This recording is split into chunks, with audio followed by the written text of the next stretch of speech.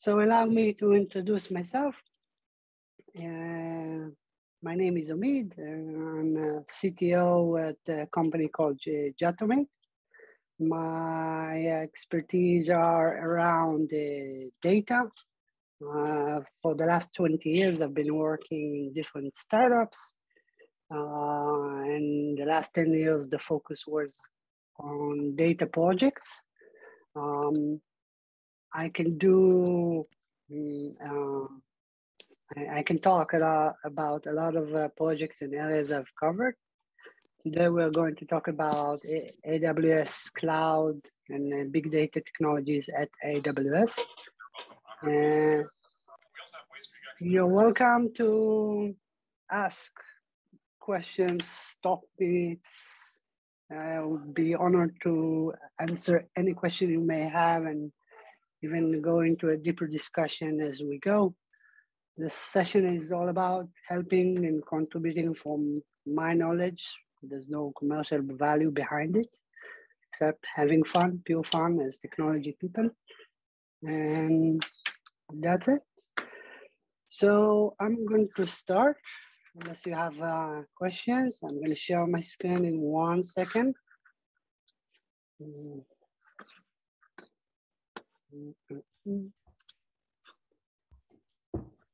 Okay.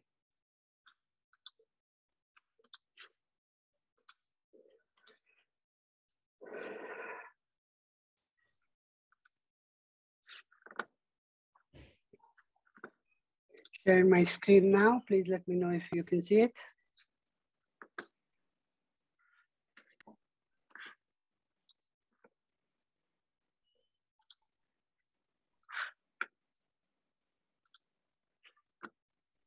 Okay, I'm assuming you can see it because no one is responding. You can feel free to write something in the chat as well if it works for you. It's no problem for me. I can stop and read it and discuss it as we see. Thank you, JP, for your comment on the share screen. Okay, so this session was born about 4 years ago when I founded this meetup.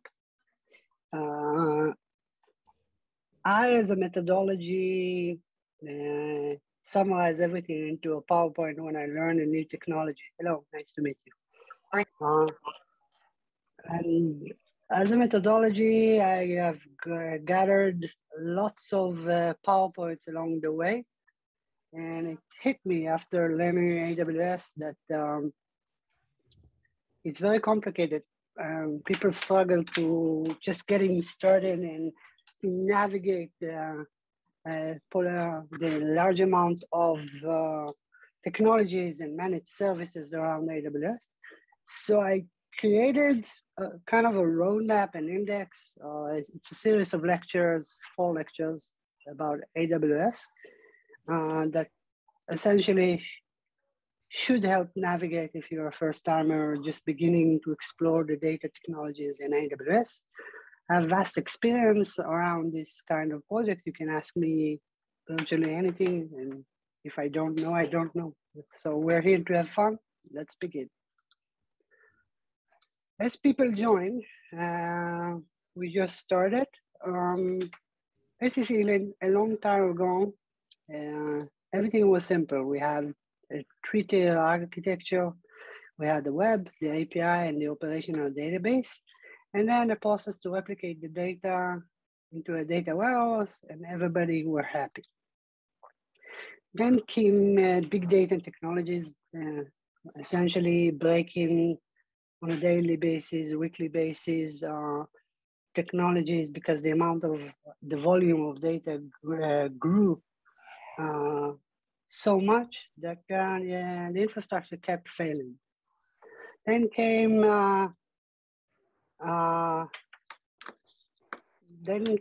the cloud, which made everything much more complicated and swept us from our feet. And then came the invoice that on top of the technology complexity and the architecture, we had to take into account cost now. And it keeps growing. Data is the fastest growing vertical or domain in technology. The amount of technologies is staggering. And this is an old slide from 4 years ago. So we can imagine the exponential growth rate. Today, it's becoming more and more complex, where no one person can control everything or know or become expert at everything. So my solution is to focus on the community or the customers I work with or on cloud technologies and big data methodologies. Mind you, big data is a methodology. And to me, that's the core essence of data engineering. If we talk about AWS, the stack of technologies around data is quite staggering by itself. As a philosophy, AWS supports open source community and takes a lot of effort into transforming an open source project to a managed solution. The idea behind it is that the philosophy of AWS is to allow each customer a custom use case to match cloud, the AWS cloud, to the customer needs, and to help transform legacy and open source project into the cloud. So as you can see, this slide is full of technologies. Most of them are not even quite published by AWS. They are hidden behind one big logo called Amazon EMR, which is Elastic MapReduce. And the whole idea of this lecture is to demystify EMR and talk a little bit about the technologies behind it and make this service as a whole. So the way I work, essentially speaking, I build the jargon as a basis for our conversation. So feel free to stop me and ask me about something which is not clear or a term which needs to be clarified. Mind you, this is a discussion, not a monologue. So a lot of concept you should know. I wrote an article here in the community website. Big Data Demystified is a community, and I put everything out there in the website, all the content, the slides, the video of what we're talking. And I created some article about jargons. If you feel you're late or your understanding or you're missing some information to get started, so you can ask questions, get answers. Hope this should cover you with the relatively basic stuff. But we're going to cover them here. So, for example, what is big data? Would you like to have a discussion? Try to explain what you think, what you see as big data?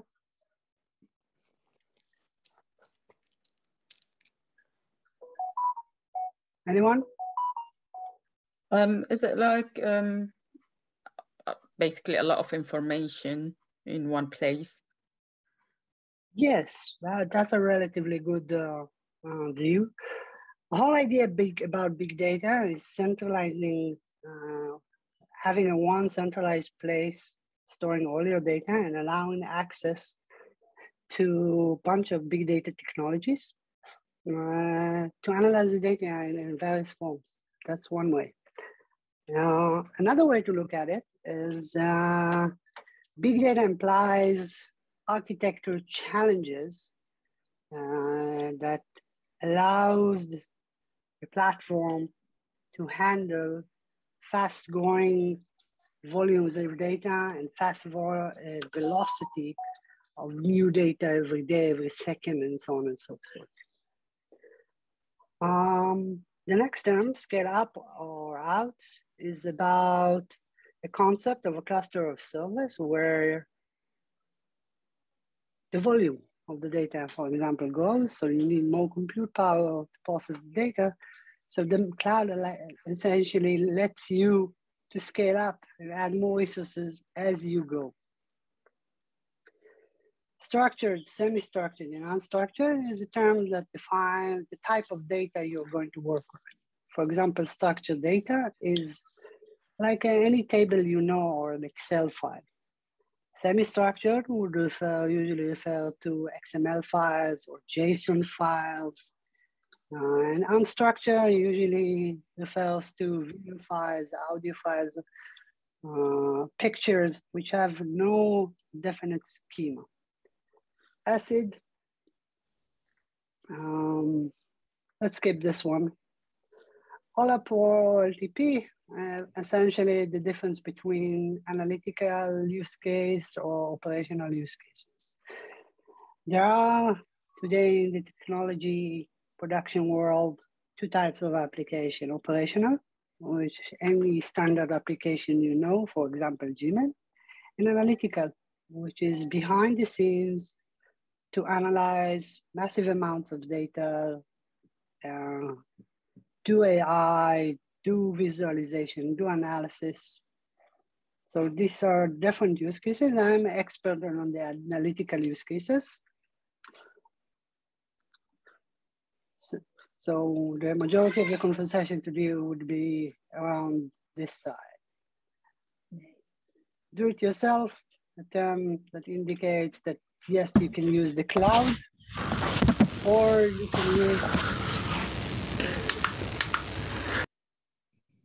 you can use managed service to help you set up and get started within minutes. So big data, my definition, to make it simple, is when your data outgrows your infrastructure's ability to process the data. And there's a famous model by IBM that talks about volume, velocity, variety, and veracity. Volume is the amount of terabytes of data being processed, generally speaking. For example, 1 terabyte, 100 terabytes, and so on and so forth. It includes your history of data. Velocity is the amount of new data coming every second. Variety is the type of information that we talk, like JSONs and CSV. Veracity is how much your data is accurate. There's lots of challenges around building an effective big data architecture, but it all boils down to one question: what's your use case? And how fast do you need to access your data? Usually, there's between 15 to 24 hours delay from the time you get the data until you process it. This use case is called batch, that every 15 minutes you process the additional data that came into the system and you move on. If it's less than 15 minutes, it could be a batch with smaller windows. It could be a streaming use case where you get events of data, for example, 100 new events every second, needing to analyze each event on the fly. Top of that, you need to take into account the complexity of the job, analyzing the data, and the velocity of the data. Usually, just to give a rule of thumb, if it's less than 100,000 events per second, it's generally handled by most platforms today. About 1 million events per second, it's costly but doable. 1 billion events per second, non-trivial. Billion, mind you, is 1,000 times million. Volume, usually 1 terabyte per day, it's not a problem. Everything over, it usually depends on how much history you keep. If you have a petabyte, which is 1,000 terabytes, well, it really depends if you are analyzing the entire history or just the latest data. Veracity, again, complexity comes with different kinds of sources, if it's movies or simply data text files, and so on and so forth. So on top of everything we discussed, there are performance targets, there are cost targets, security restrictions, regulation, privacy, a major hot topic around data. There's lots of technology to choose from.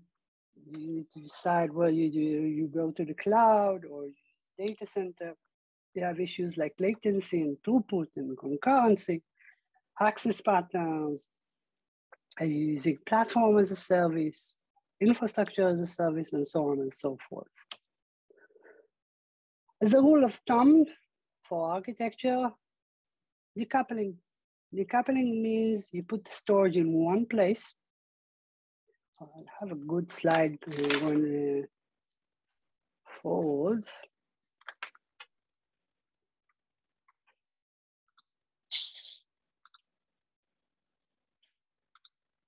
For example, this one. Hadoop is a classical way to demonstrate decoupling. There's three major components which are completely decoupled in Hadoop architecture. One is resource management. It's technologies. And all they have to do is orchestrate between the compute and the storage. While compute usually entails different type of technologies to analyze the same amount of data you have in your storage layer. Mind you, it's a centralized storage that every technology here can access it. So this essentially means when your architecture is decoupled, you have a separation between storage and compute.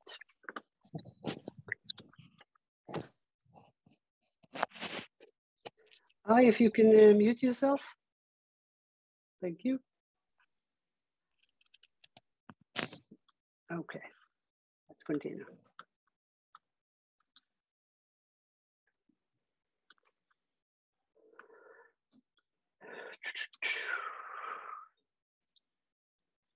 So as discussed, as a rule of thumb, decoupling is a major consideration for an architecture, and you want to consider between 3 to 7 technologies and no more because of maintenance and training time and complexity versus simplicity of your solution. So how do you get started? The first thing you want to ask yourself is what's the business case in terms of volume, velocity, variety, veracity. You need to map all your data sources, and then you need to decide where you wish to build your platform. It usually depends on what's your product. It implies some sort of requirements. This is essentially, in turn, will provide you a clear answer whether you should use the cloud or data center. Furthermore, you need to decide on the architecture. Are you going to rely heavily on platform as a service? Are you going to use pay-as-you-go services or fixed cost services? How is the architecture going to be fast? Is it going to be cheap? Is it going to be simple to maintain? There's lots of things you need to ask yourself just to get started.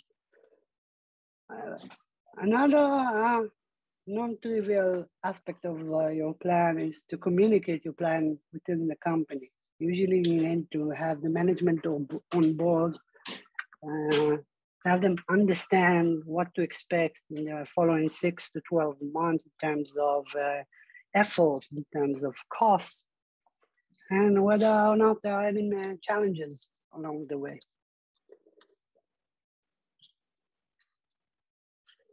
So, as discussed, there are a lot of options. Today we're going to focus on AWS. I'm an expert in all these options here. We can discuss them in other sessions. So,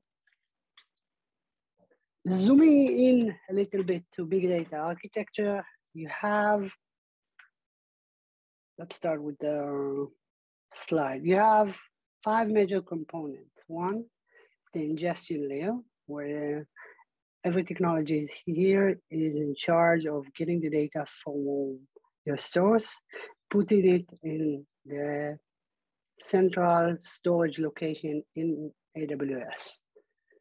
For example, Amazon S3. You can use raw format, you can use Fargate format. There are many types of storage format to store your files, but essentially, ingestion is all about getting the data and putting it in the storage. Once it's there, mind you, it's a decoupled architecture. Each layer in the architecture has a different role. Transformation layer can do basic stuff like converting role-based document to a columnar, which is essentially a performance consideration. And there's lots of other cleansing you can do on your data and repartition your data and change date formats and so on and so forth to make the data more human readable. In this section of the architecture, you also handle errors in your data and decide how to handle them. So the next layer will have the data clean and ready to be analyzed. Essentially, this layer is all about modeling the data. It is an aggregation layer of the data, some joins of your data, some machine learning.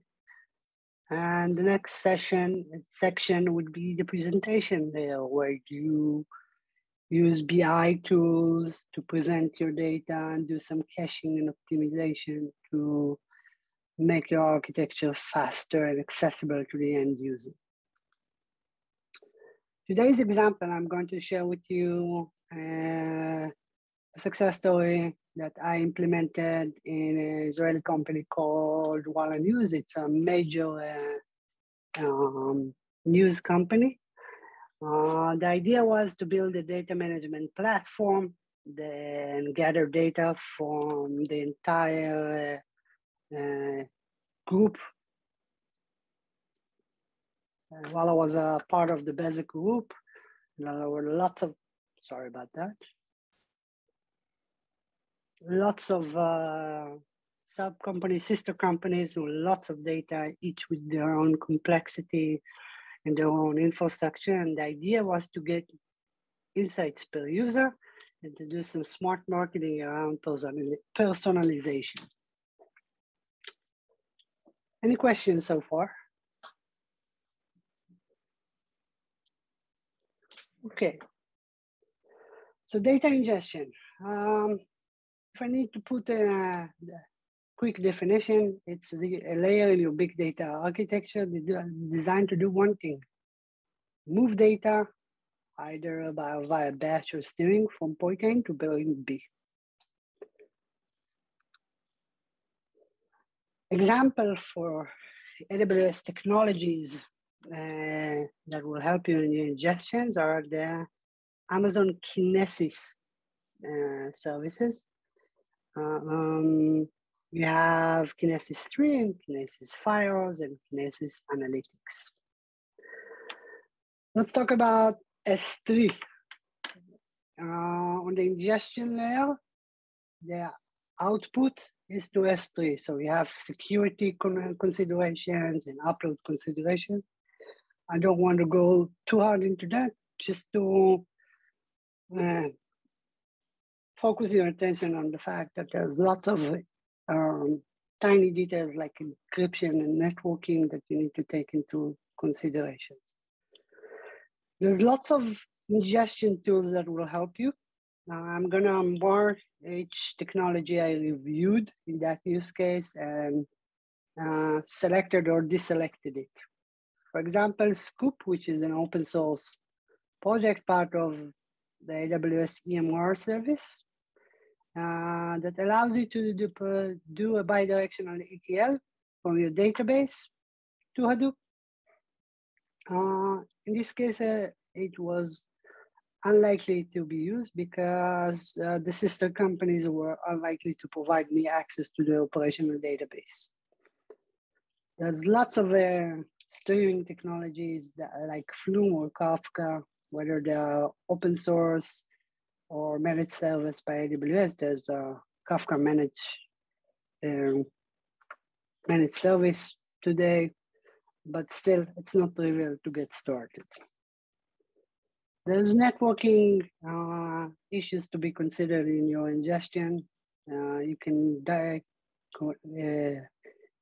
use direct connect to connect your data center into AWS, essentially providing a full network path, a hard line in your data center into your storage layer S3 in AWS. The interesting part, though, is the Kinesis family of products, which are used for streaming and used in the real-time use cases and high throughput, so relatively low cost. And then you can deliver whether directly to S3 to have your data decoupled or to other AWS data solutions like Redshift and DynamoDB. Kinesis Analytics is designed to do some processing in flight before the event is landing on S3. There's Firehose, Kinesis Firehose that essentially gets an event and every 1 minute takes a bunch of events, put it in one file in S3. The benefits of working with Kinesis Firehose are that it's a managed service, it's simple, and there's lots of destinations you can use to download the data to the next layer.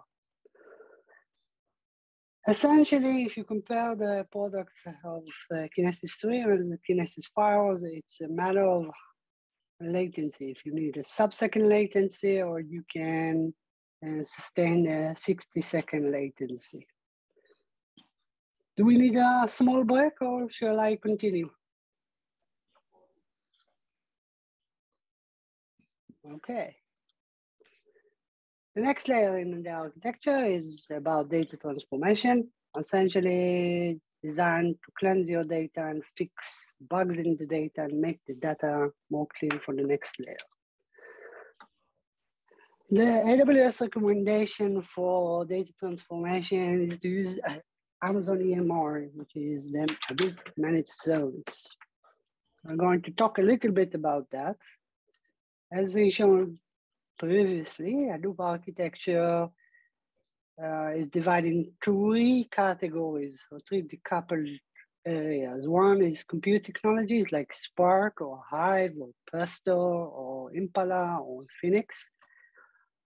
There's a storage layer, for example, Apache Kudu, or HBase, or Amazon S3, which is the most popular one. And there's a resource management technology called Hadoopium, which orchestrates all of the above and coordinates. So essentially, EMR is a managed Hadoop service. The first and more popular services around EMR are Hive, Pig, Spark, Uzi, Presto, Ganglia, Zookeeper, and Zeppelin. We can review them now one by one. The EMR architecture, before we go deep into the technologies, is consistent of 3 types of nodes. There's a master node, a core node, and a task node. Essentially, without going into too much details, these 3 serve as one cluster that allows you to analyze data. There's lots of consideration and lesson learned. I don't want to trouble you too much about this for our first session. I wrote a good article about cost reduction. Should you get to the point where you need to start saving money using EMR? Reviewing the data, the technologies in EMR, the most dominant ones are Hive, Spark, and Presto. It's good for data transformation, data modeling, and machine learning. If we're talking about Hive, it has a lot of complexity and data transformation, a lot of features that are designed to help you overcome challenges. For example, insert override and dynamic partitions. There's Presto, which is very good for ad hoc queries. And I can talk a lot about Presto, but I don't want to go too deep into that, but I want to make sure you understand that it's a SQL-based technology over Hadoop. Another common technology is called Pig. It's a distributed shell scripting. Personally, I never used it myself. Not a lot to discuss here. Hive, it's a basic GUI, which is designed to connect,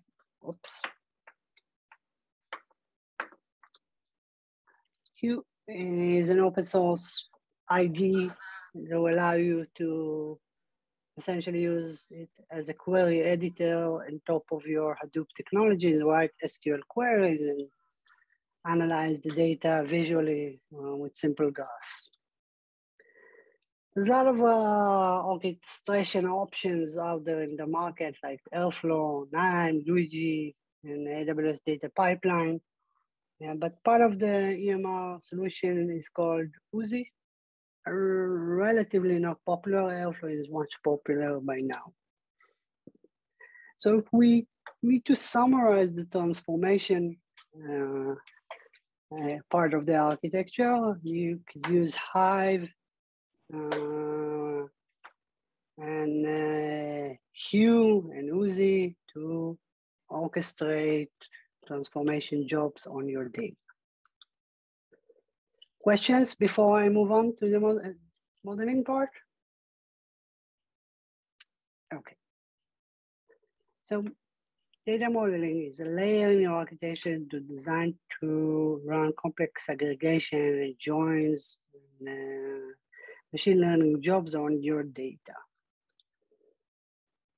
It's this part of the architecture uses different type of technologies. For example, SageMaker, Spark, Zeppelin, R, Thrift, Chiro, and Live, and we're going to cover them all today.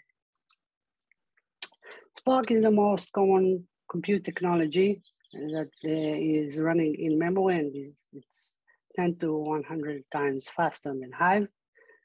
It has a lot of core technologies and APIs. For example, Spark SQL, Spark Streaming, and Spark R, and graphics, and so on and so forth. There's also Spark Streaming. It's a do-it-yourself technology, so it's not relevant to us because we prefer managed services. Baby.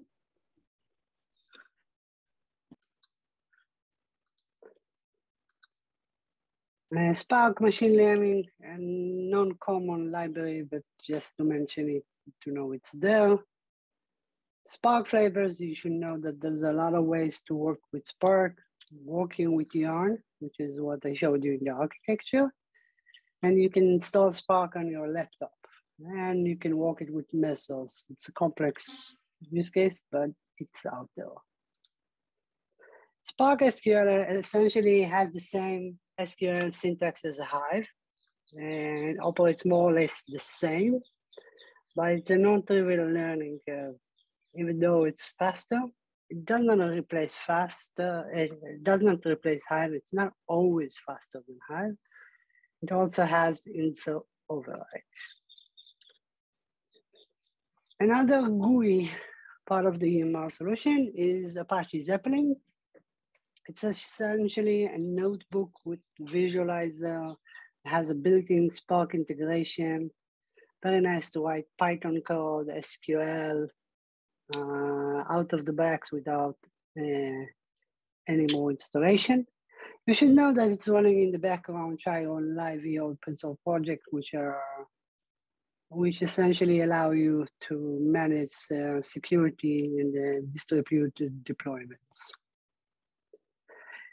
A very popular managed service in AWS is called Amazon Redshift.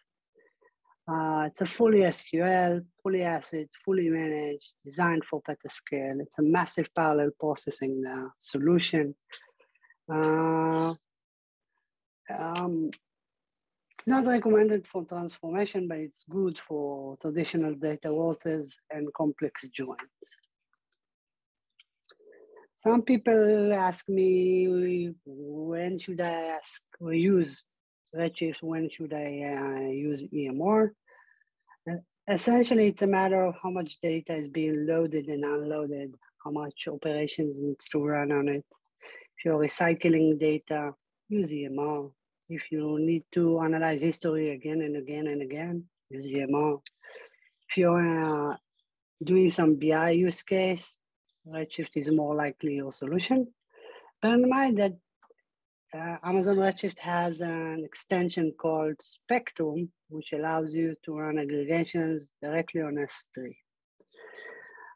There's a detailed article I wrote here about the different types of use cases when you should use EMR and when you shouldn't use Redshift if you want to go deeper. Some people ask me, when should I use Hive versus Redshift? Again, it's a matter of use case. If the amount of concurrency is high or low, are you providing access to end customers? Are you doing transformation? What type of data? Yeah, if it's a petascale, if it's a complex join.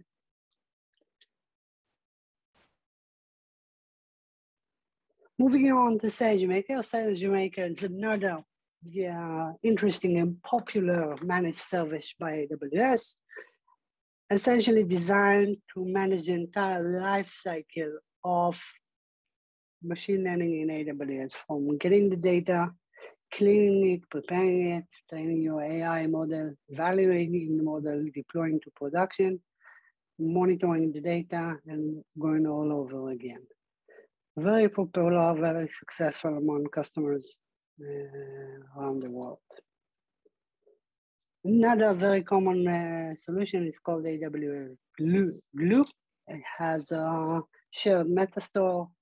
It helps with data transformation. It's a managed service. It has a very powerful feature called automatic schema discovery. Another popular service called AWS RDS, which is essentially our managed operational database such as Postgres or MySQL.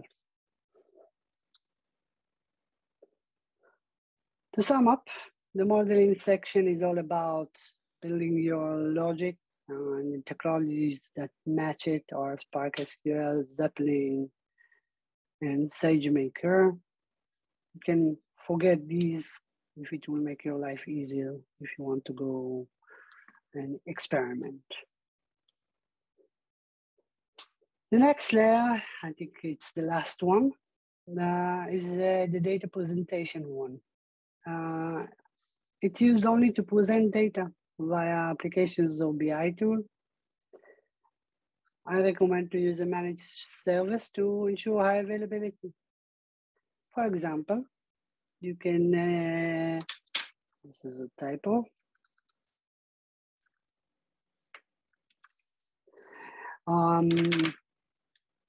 Amazon Athena is a managed service, quite popular. We're going to talk about it. It's a SQL. Unlike the rest of them, which are also SQL, this is a completely managed. You don't have to manage servers, it's serverless, it's pay as you go. We'll talk about it in a second. You can use your own BI tool, choose your vendor, for example, Click. There's also QuickSight by AWS. So let's talk about Athena a little bit. Athena is a managed service that was based on the syntax of Presto SQL. It's in memory. It uses Hive metastore to hold your tables. That means if you use Athena and Hive and Spark use SQL, you can read the same data that is in your S3 from these three technologies. It's good for ad hoc queries. It's very low cost and it's a managed and it's very nice. If you need to do a The first time I did this lecture 4 years ago, someone asked me about a cost reduction scenario, and I spent the next 4 hours after the lecture writing this article, providing some tips and tricks, and about 16 tips and tricks on cost reduction.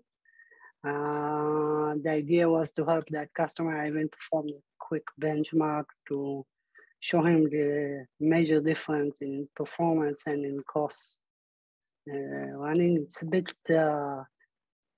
technical, but if you're interested, it's here.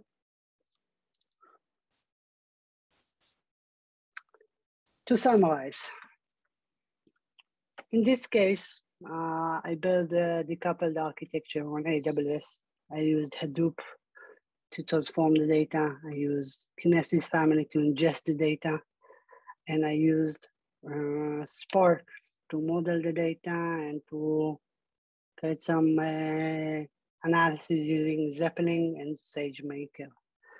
All the data was stored, decoupled on S3. So each of the technologies, Athena, SageMaker, Spark, Hive, and Kinesis were all accessing it from one place. These are compute technologies.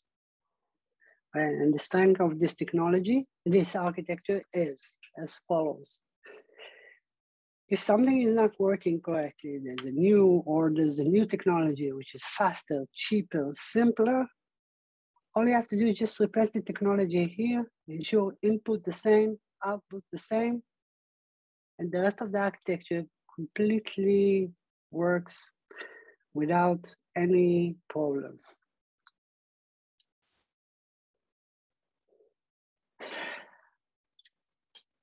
What did we learn today? Would you like to open your Microsoft and have a quick discussion? Okay. So in order to help people build their own architecture, I build a framework which is in front of you. Usually good architecture is a mixture of these three components: faster, cheaper, simpler. Every architecture you build, you have to analyze it on the performance target, if it's fast enough for your use case, if it's within your budget, that's the cheaper part, or is it simple to maintain? A good architecture combines at least 2 out of the 3 vertices of this triangle. Sometimes you can achieve 3 out of 3, but if you achieve only 1, you're doing something wrong. For example, what would make your Hadoop faster? If this is your Hadoop cluster with your master and core node, you have 3 machines and you want to make your Hadoop faster, you need more machines. That essentially means more machines to process the same amount of data. That means it will become faster. What will make it cheaper? Use less machine, less data, tune it correctly, use different formats. There's an article here that really details that. What would make your Hadoop simpler? Simply use a managed service that will help you instead of doing it yourself and installing and maintaining it yourself. To sum up, data engineering is all about faster, cheaper, simpler. Architecture, what will make it faster is the right technology selection. What will make it cheaper? Again, right technology selection, managed service. What will make it simpler? Managed service, using the cloud, deploy big data methodologies. And again, data engineering is all about faster, cheaper, simpler. Call to action. This is a website where all the content is uploaded here on a regular basis. You can navigate freely and consume content as you please. You can join the meetups there yourself. You're welcome to press this link and get to the YouTube channel and subscribe if you want to get notified on future lectures. If you subscribe to this event, I will send to all the members who subscribe to this lecture an email with the link to the slides and the recording. If you want to stay in touch, here's my name on LinkedIn profile, my personal cell phone, some links to join and read. And I'll be happy to answer any questions you may have. Basically, we are done.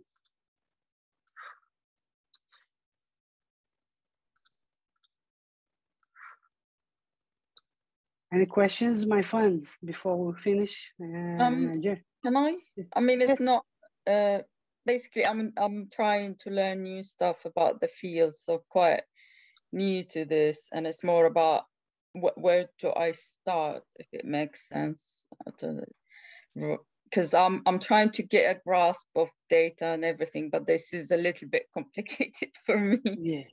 Yeah. So I just thought, what would your experience? What would you recommend me to do initially? What is your professional? What's your starting point? Are you a developer? Oh, well, I'm changing career completely. And I'm looking to do business analysis, but I've started with some coding, so I've started learning a little bit of Python and a little bit of SQL, but I wouldn't say I know how to use them. I'm just trying to get an general understanding of them. And I'm good with Excel, I think. Yeah, Excel. Well, good. Well, first of all, I recommend your choice of a career change to data. It's an interesting profession. I love it. Can't get enough of it. Career question, I would highly recommend starting with SQL. This is the very basic of doing some data work.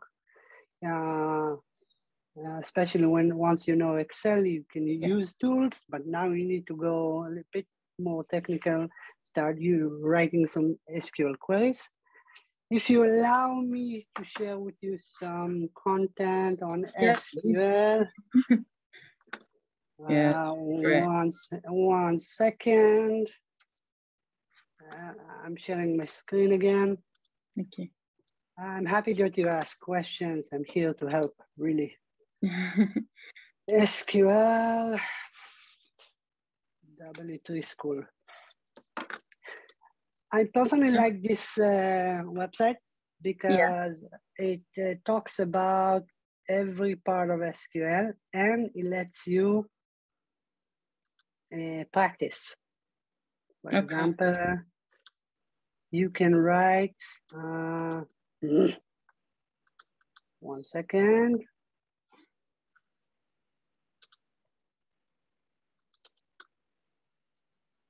There used to be a demo part. Oh, try it yourself. Oh, okay.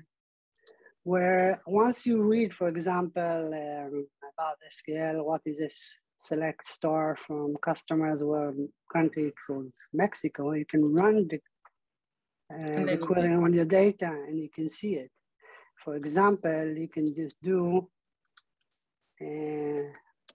another query would be postal code equals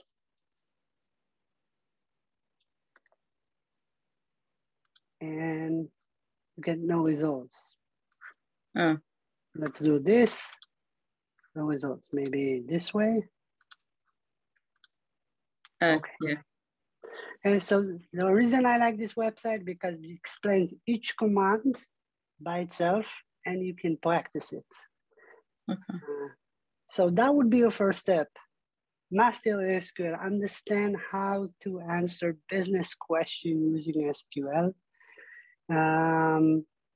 Should you have more questions in the future, just drop me an email. See if I can send you some more relevant tutorials and movies and blogs. So you can please, I can email you now. And okay. Thank you. As per your question about Python, there's lots of Python getting started. You should know that there's a Python Online IDE where you can write online your first Python code and see the result, which is very nice. Yeah, without the hassle of writing new code or installing something. You can use CallUp by Google, which is also very nice to getting started writing your first code. New netbook. Okay. You can combine SQL, you can combine Python code. That's there. Yeah. And you can combine AI here. You can do lots of fascinating stuff and lots of tutorials and examples. And it's a really, really nice way to get started. Thank you. Yeah. If you need more detailed content about specific technologies, contact me. I may be able to send you some lessons. Not sure which one I have in English, but I can look. I can definitely look. Okay, thank you so much. So essentially, to summarize, it's not about technology for you as for the syntax. Learn Python, learn SQL. Focus about anything related to data analysis to get started with. And then once you do that, switch to solutions like Data Studio, which is a simple BI tool via Google. It's free. You can, using your Gmail, start doing simple reports from the ground up, really simple. You can connect to Google Sheets. You can connect to an existing database.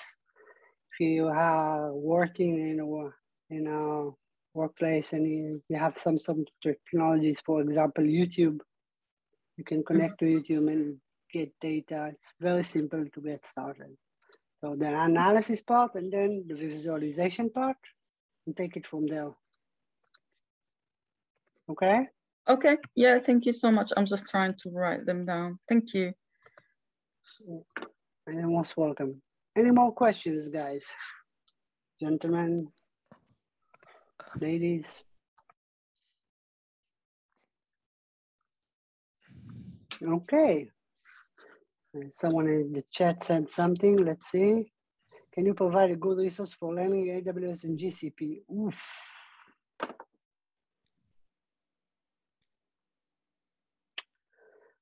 There's lots of resources for learning AWS and GCP. First, I would start with my website. There's a training session for AWS.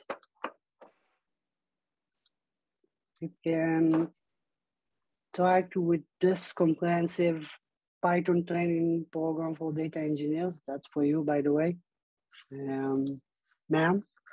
And there's AWS training with lots of slides in English. There's no videos though, about everything from the ground up. Basic cloud concept, the short version of big data. This is what, sorry?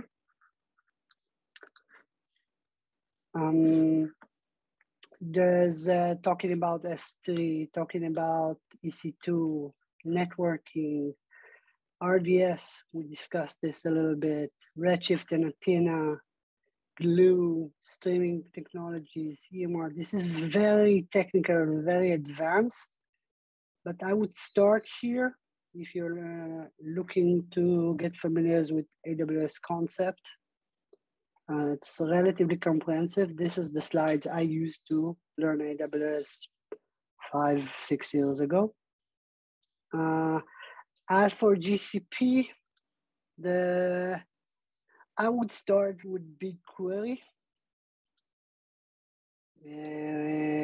Once you learn BigQuery, propagate up from there. Learn the rest of the services like GCS, Google Cloud Storage, GCE, which is Google Compute Engine.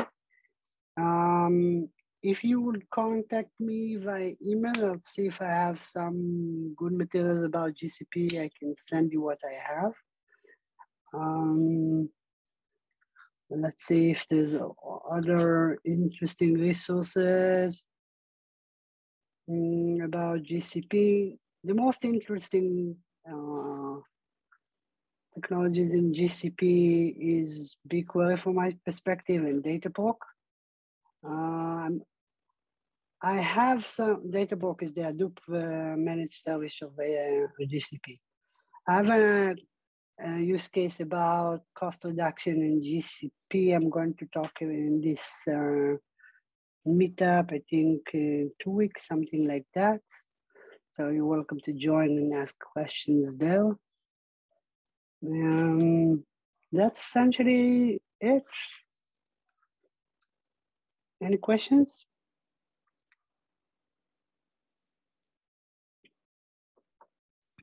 Hello, Omid.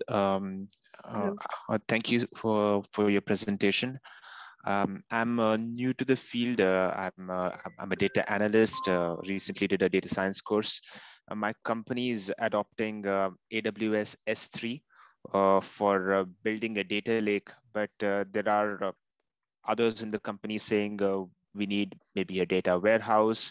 I've heard the term data hub being thrown about, and the number of things on Amazon, even the things that you mentioned, EMR, Redshift, it's a bit too much. I don't know where to start or how to begin to answer those questions. Can you point me towards any resource? I also did, since I did a course on data science, I will be expected to use maybe our studio or maybe Jupyter notebooks on this data. And I don't know to what it should be connected. Thank you for asking the question. This is a very good one, a rather complex one. What is the company product or service? It's a manufacturing company, and it's not. We don't yet really have a data culture, but it's we make aeroplane parts, and we expect to have a lot of sensor data soon. We have a lot of dimensional data pertaining to the parts taken after each operation. But that is the kind of data that we are dealing with. And where is the data located at the moment? Right now, we have some managed servers with the Thales. A lot of the data is not yet being read. We are just coming to terms with the fact that we need to capture all this data. So right now, we are still connecting sensors. We have so many companies which are software as a service or which sell us products like IoT servers. But we want to go towards AWS and become slightly more independent to have some control over our data. Okay, so if you bear with me, I will share my screen again and let's do a quick architecture with you, okay? Does that sound really good for you?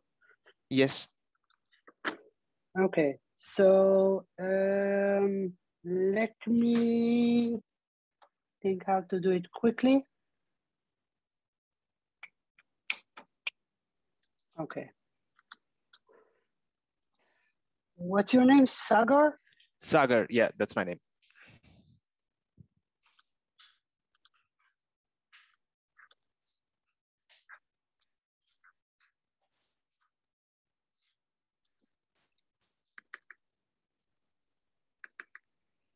Architecture. Sagar. What's your company? Lisi Aerospace. LISI. LISI. Aerospace. Okay.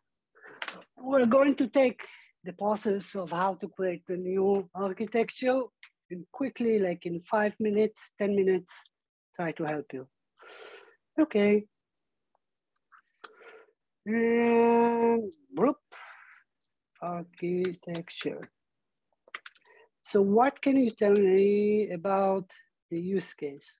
I'm talking about the amount of data? Can you tell me something?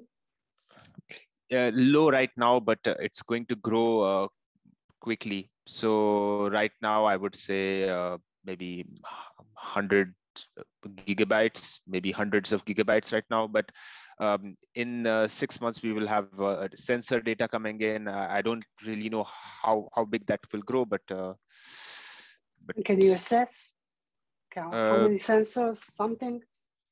Well, I would say maybe 500 machines and 5 sensors per machine. So maybe 2,500 sensors, CSV files.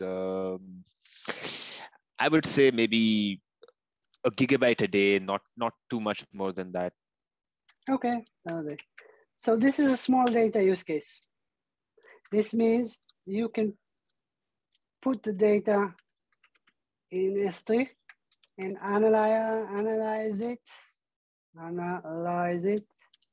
via Athena. Okay. Okay. Mm-hmm. Assuming you're on AWS. Am I correct? Yes, we are. Yeah. Okay. We recently got on.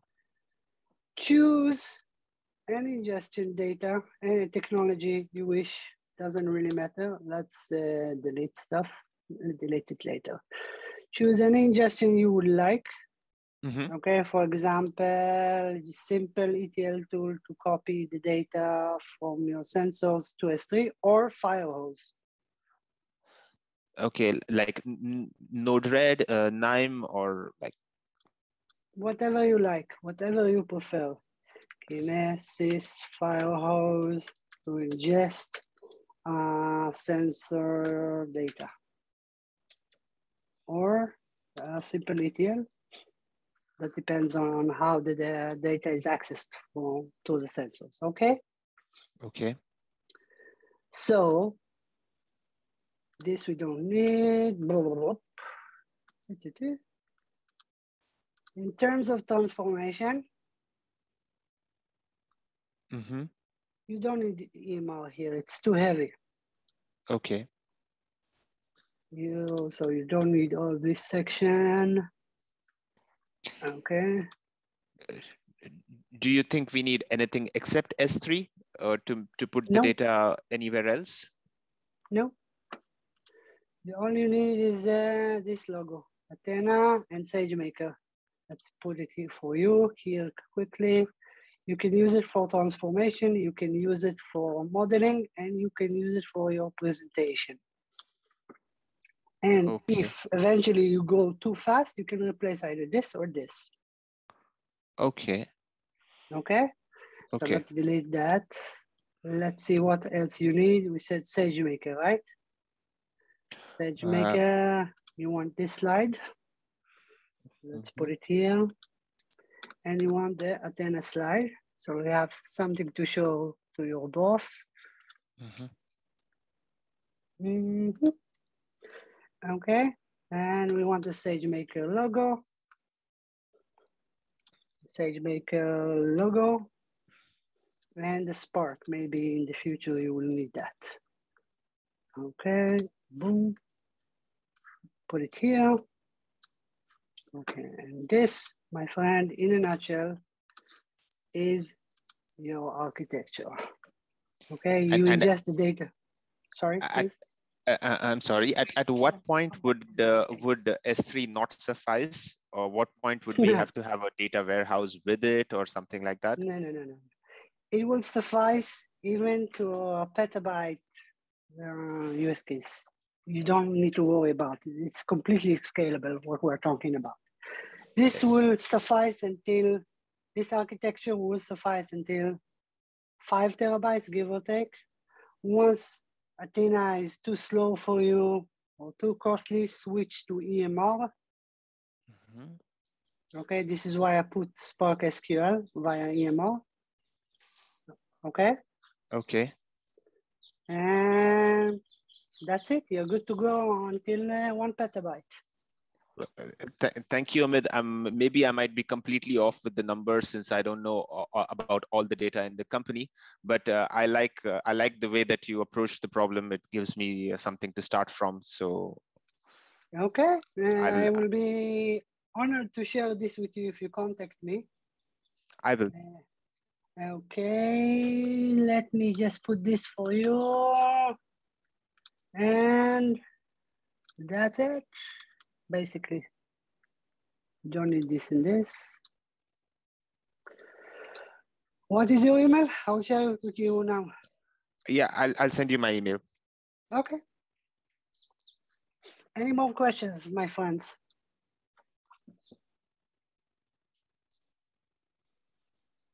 Okay. Mr. C. Yeah. Okay. Okay, stopping share. Guys, any more questions before we wrap up?